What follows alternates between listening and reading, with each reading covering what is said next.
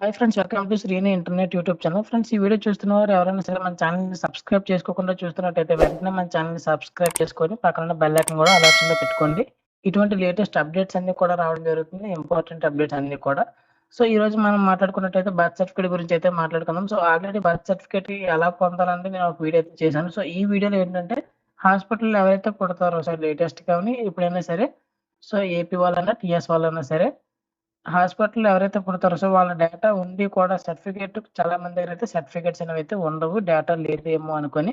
So, మీరు ఏ హాస్పిటల్‌లో పుట్టారో so, ఆ హాస్పిటల్ నేమ్ అండ్ అలాగే ఏ ఇయర్‌లో పుట్టారో సో, ఆ ఇయర్ డేటా ఉంటే మేము సర్టిఫికేట్స్ అనేదైతే ప్రొవైడ్ చేయడం జరుగుతుంది. సో, మీకు 7 డేస్‌లో పోస్టల్‌కైతే రావడం జరుగుతుంది.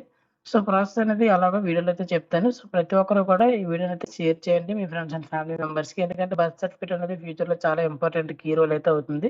లిస్ట్ ఆఫ్ సర్వీసెస్ పైన క్లిక్ చేసిన తర్వాత సీడీఎంఏలో మనం birth and death certificate CDMA ఉంది కదా! సో, దానిపైన క్లిక్ చేసినట్టయితే సో, ఇక్కడ మనకి బర్త్ సర్టిఫికేట్ అని, డెత్ సర్టిఫికేట్ అని సో, ఏదైనా సరే ప్రొవైడ్ చేయడం జరుగుతుంది.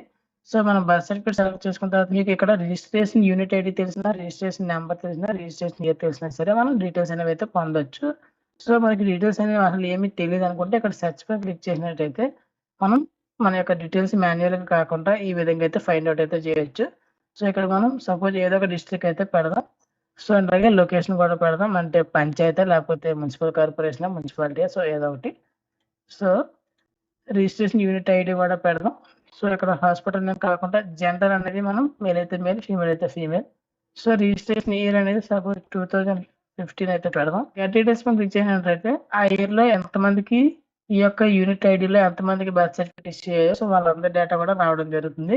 సో, అందులో ఏదో ఒక ఐడీ పై క్లిక్ చేసి సబ్మిట్ పైన క్లిక్ చేసినట్టయితే గెట్ డీటెయిల్స్ పైన క్లిక్ చేసినట్టయితే వాళ్ళ యొక్క డేటా అనేదైతే రావడం జరుగుతుంది. సో, సపోజ్ వీళ్ళ యొక్క ప్రీవియస్ సర్టిఫికేట్ చూసినట్టయితే ఈ విధంగా సర్టిఫికేట్ అనేదైతే ఉంటుంది.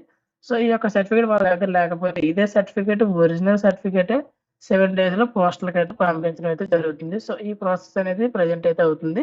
సో, ఎవరికైనా ఈ యొక్క సర్టిఫికేట్స్ గనక కావాలి అనుకుంటే ఖచ్చితంగా డిస్క్రిప్షన్‌లో నా యొక్క వాట్సాప్ నంబర్ ఉంది. అలాగే స్క్రీన్ పైన కూడా నా యొక్క వాట్సాప్ నంబర్ ఉంది. సో, అక్కడి నుంచి మీరు నన్నైతే కాంటాక్ట్ అవ్వచ్చు. ఖచ్చితంగా చేయడం జరుగుతుంది. సో, ఇది ఫ్రెండ్స్ ఇవాల్టి వీడియో. సో, వీడియో గనుక నచ్చితే లైక్ చేయండి. మరిన్ని అప్డేట్స్ కోసం మన ఛానెల్‌ని సబ్స్క్రైబ్ చేసుకొని పక్కన ఉన్న బెల్ ఐకాన్ కూడా ఆల్ ఆప్షన్‌లో పెట్టుకోండి.